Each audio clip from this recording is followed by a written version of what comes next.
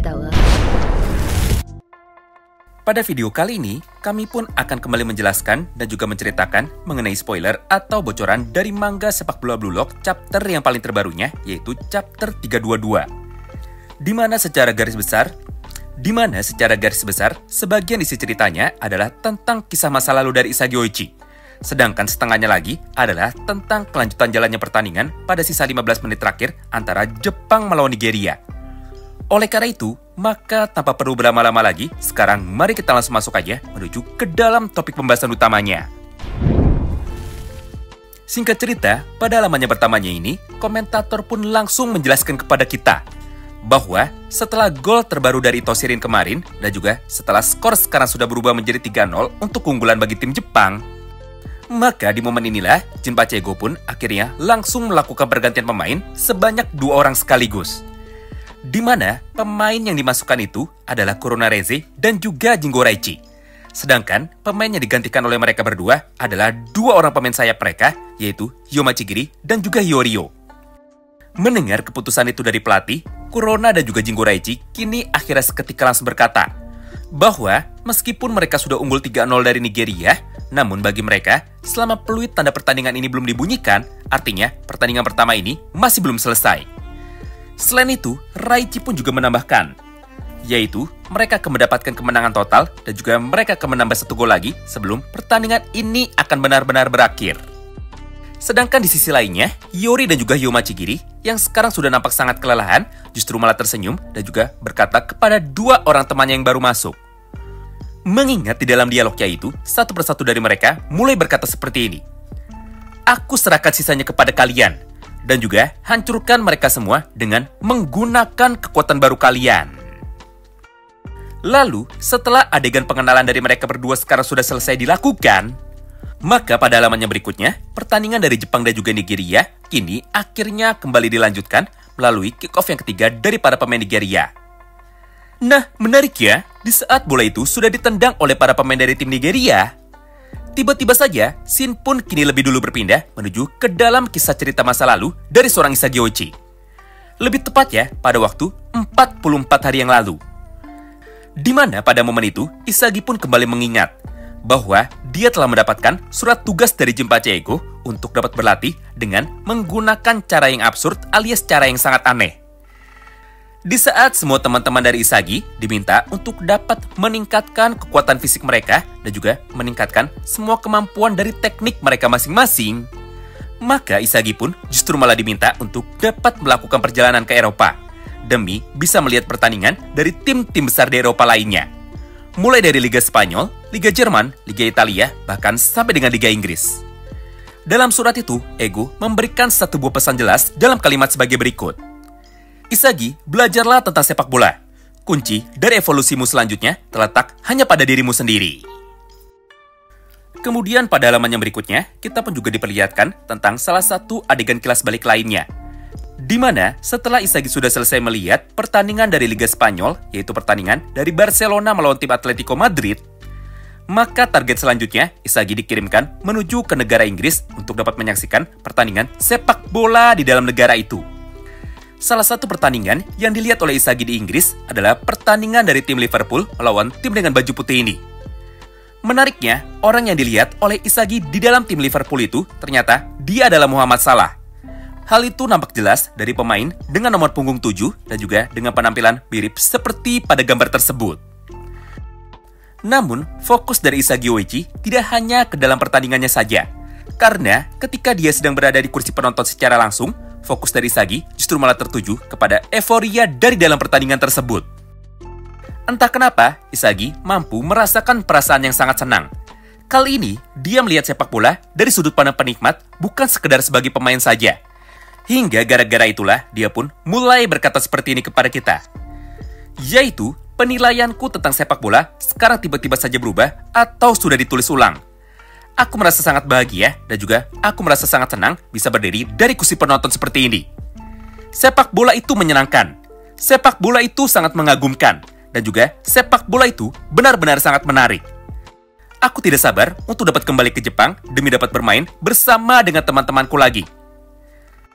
Menarik ya, di saat Isagi sedang berkata seperti itu di dalam hatinya, Maka, dia pun tanpa sengaja justru malah bisa melihat dan juga mendengar teriakan dari dua orang anak di sampingnya yang nampak sangat bahagia. Mereka berdua saling berkata kepada satu sama lain. Anak yang besar bilang kepada temannya bahwa dia akan menjadi pemain seperti Muhammad Salah dan juga dia akan memenangkan Ballon d'Or. Lalu, ucapan itu disambut oleh temannya. Ya, aku juga mau menjadi pemain sepak bola dan juga aku akan memenangkan Ballon d'Or juga.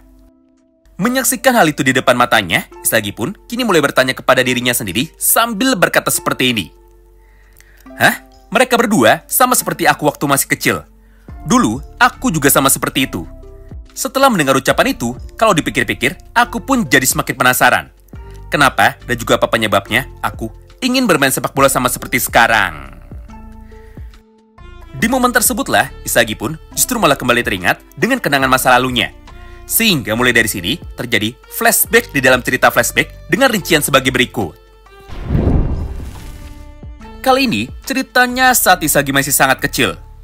Pada saat itu, Isagi terlihat begitu bahagia ketika dirinya menonton sepak bola dari televisi. Bahkan, Isagi pun sampai menangis ketika dia bisa menikmati pertandingan sepak bola. Gara-gara itulah, kedua orang tua dari Isagi akhirnya segera memutuskan bahwa pada liburan sekolah berikutnya, mereka akan mengajak Isagi Oichi jalan-jalan menuju ke dalam stadion secara langsung. Dengan sebuah tujuan untuk dapat bisa mengantarkan Isagi supaya dia bisa melihat pertandingan sepak bola dan juga merasakan suasana di dalam stadion tidak hanya dari layar kaca saja. Pada awalnya, Isagi pun nampak sangat kebingungan. Dia tidak terbiasa dengan keramaian yang terjadi di dalam stadion. Tapi, ketika pertandingan itu sudah dimulai, ekspresi wajah dari Isagi kecil justru malah berubah. Walaupun pada saat itu, Isagi belum genap berusia 7 tahun, namun dia sudah dapat memikirkan berbagai macam taktik dalam permainan sepak bola. Bahkan pada gambar itu, terdapat kepingan puzzle yang terpecah dari kepala Isagi. Namun karena Isagi masih kecil, puzzle-nya digantikan dengan kepingan balon mirip seperti pada gambar ini. Apalagi saat pemain yang ditonton itu bisa mencetak gol, dia pun justru malah menjadi semakin terinspirasi. Mulai dari sanalah, Isagi pun akhirnya seketika memutuskan untuk dapat menjadi pemain sepak bola. Di mana setiap harinya, Isagi selalu berlatih sambil ditemani oleh kedua orang tuanya dan juga sambil berkata seperti ini kepada dirinya sendiri. Yaitu, aku ingin mencoba bermain sepak bola sama seperti mereka. Dan juga, aku ingin berdiri di tempat itu, atau aku ingin berdiri di tengah lapangan. Gara-gara ingatannya itulah, Isagi pun kini kembali teringat dengan ucapan dari Jinpachi Ego, bahwa naluri berburu dari Isagi Oichi, atau naluri bermain sepak bolanya, muncul sejak masa itu. Karena di masa itu, Isagi masih menganggap bahwa sepak bola sangat menyenangkan. Dan juga di masa itu, pikirannya masih sangat simpel. Yaitu, Isagi ingin bermain dan juga berlatih setiap harinya. Jika hari ini, Isagi baru bisa mengerjakan satu hal saja, maka besoknya dia akan menambah pengetahuan baru lagi. Serta, jika hari ini, Isagi baru bisa melakukan satu hal dengan sukses, maka keesokan harinya, dia akan mencoba lebih baik dan juga dia akan mencoba untuk bisa menjadi lebih hebat dari hari-hari sebelumnya. Pemikiran seperti itulah dan juga keinginan untuk dapat terus belajar setiap hari adalah satu-satunya hal yang dulu selalu dipikirkan oleh Isagi. Sayangnya, perasaan ingin belajar seperti itu sempat hilang semua ketika dia mulai tumbuh dewasa. Karena ketika Isagi sudah merasa puas dan juga sudah merasa tahu banyak tentang sepak bola, maka bermain sepak bola pun justru malah menjadi sangat membosankan. Gara-gara merasa cepat puas seperti itu, dan juga gara-gara merasa sok pintar, Isagi pun jadi berhenti berkembang saat dia masih SMP. Namun, setelah Isagi sudah masuk ke dalam Blue Lock, semuanya kembali seperti semula. Karena menurut Isagi, ternyata di luar sana banyak para pemain egois lain yang jauh lebih hebat daripada dirinya. Serta banyak para pemain baru dengan teknik dan juga taktik baru juga yang sebelumnya sama sekali tidak pernah diketahui oleh Isagi. Apalagi setelah diperintahkan keliling Eropa untuk bisa menonton sepak bola, Isagi pun menjadi semakin terinspirasi.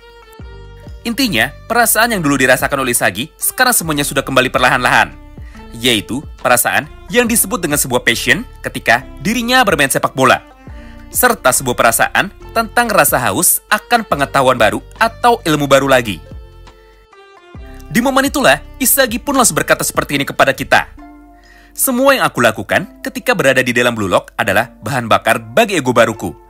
Perasaan sedih karena dikalahkan perasaan kecewa karena tidak berhasil menang, serta perasaan senang karena berhasil mencapai sesuatu, semuanya adalah sumber kekuatanku. Oleh karena itu, tidak peduli apapun yang terjadi ke depannya, aku akan menikmati sepak bola sama seperti dulu. Aku tidak akan berhenti belajar. Dan juga, aku tidak akan pernah berhenti bertanya tentang apa kekuatan sejatiku, karena inilah ego baru dari Isagi Oichi. Nah, setelah Isagi sudah membangkitkan kekuatan barunya itu, maka pertandingan pun kini kembali dilanjutkan. Di mana, di saat para pemain Nigeria baru saja melakukan kick-off, maka pemain yang secara brutal dan juga secara agresif langsung menghentikan mereka semua, dia adalah Kurona dan juga Jingoraichi. Tanpa basa-basi, mereka berdua pun langsung melakukan pressing ketatnya dan juga menabrak tubuh dari para pemain Nigeria. Akibatnya, bola di kaki Onazi kini menjadi tidak bisa dikontrol. Sehingga, dia pun secara terburu-buru justru malah mengoper bola itu menuju kepada Bello. Di momen tersebut, Isagi pun dengan ego barunya kini akhirnya seketika langsung muncul dengan kecepatan kilat. Sampai dia pun bisa memotong jalur umpan barusan sekaligus merebut bola itu dari para pemain Nigeria. Lalu, setelah bola itu sudah berada di kaki Isagi Oichi, maka dia pun kini segera berlari dengan kecepatan penuh untuk dapat bisa melakukan serangan balik menuju ke arah gawang dari tim Nigeria sambil berkata seperti ini kepada kita dalam ekspresi wajah tertawa. Baiklah, untuk bisa bertemu dengan diriku yang baru, aku membutuhkan tantangan. Atau, untuk bisa mengetes kemampuan baruku, aku memerlukan tantangan. Jadi, aku akan memanfaatkan sisa waktu ini sebaik mungkin. Hasratku untuk bisa berevolusi tidak akan ada batasnya sama sekali. Dan juga, obsesiku untuk bisa mencetak gol akan terus menggerakkan tubuh ini secara otomatis. Jadi, cepat berikan aku rangsangan dan juga ayo cepat serang aku. Mengingat, aku pun akan terus belajar dan juga beradaptasi dengan kemampuan dari kalian semua. Wow, menarik banget ya. Kalau kalian bingung, maka kita simpulkan isi chapter ini dalam satu kalimat kiasan. Isagi sama seperti Mahoraga. Kekuatan utamanya ternyata hanya ada satu, yaitu sebuah kekuatan baru untuk bisa terus belajar dan juga beradaptasi tanpa ada batasan sama sekali. Bahkan di dalam kotak dialognya, narator pun kembali menegaskan kepada kita bahwa semua tantangan dan juga semua lawan baru adalah bahan bakar dari ego baru Isagi Oichi.